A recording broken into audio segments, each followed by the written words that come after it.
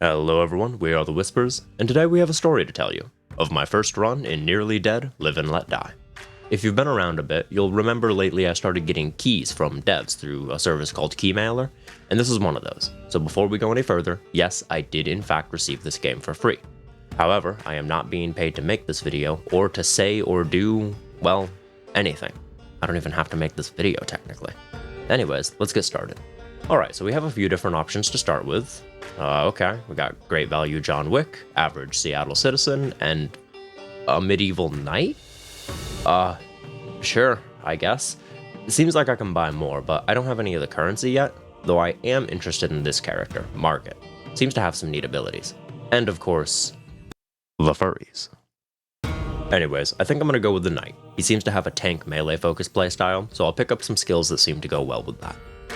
To start, we get a crafting bench, a disassembler, and some storage, for all our crafting, disassembling, and storing needs. But we can't really use those yet, so let's wander around and screw with menus for a bit until I finally realize that this message at the top is also the button to advance. And here's the horde.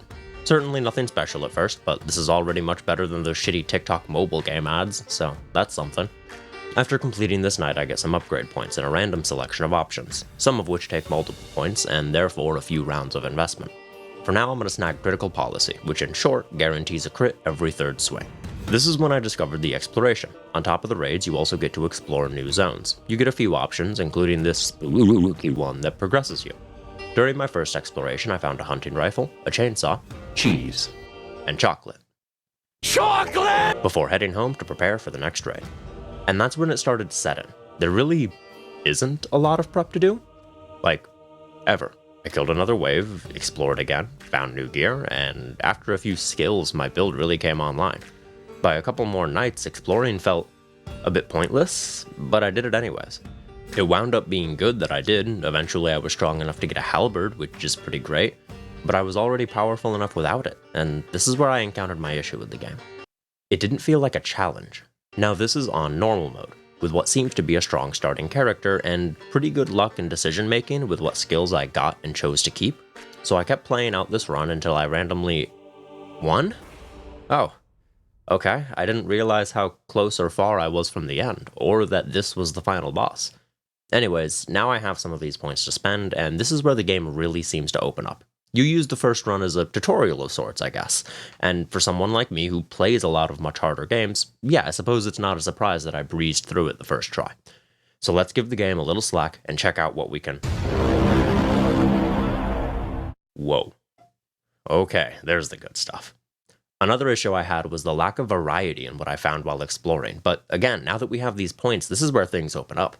So in the desire to give this game a real shot, I got some more points, unlocked a new character, and some other stuff, and ran it back on hard mode. Let's go. And it went exactly the same. When I wrote the first half of this script, I was hopeful things would get a lot more exciting. I picked up the furry because it gets passive lifesteal, and all my friends will know that I absolutely fiend for a good lifesteal build. I also immediately crafted a pitchfork, which I had used my remaining points to upgrade for whenever I had one in a run. And in all honesty, I'm not quite sure why I expected things to suddenly get more exciting now that I was even more powerful. I pretty much immediately just held forward into enemies and won. Funny enough, I actually threw the final boss fight, but it was just me being bored and reckless. I mean, I had over 30 healing items in my inventory. I wasn't even using my melee weapons that my entire build centered around. I just didn't care. I want to be really clear. I don't think this game is bad.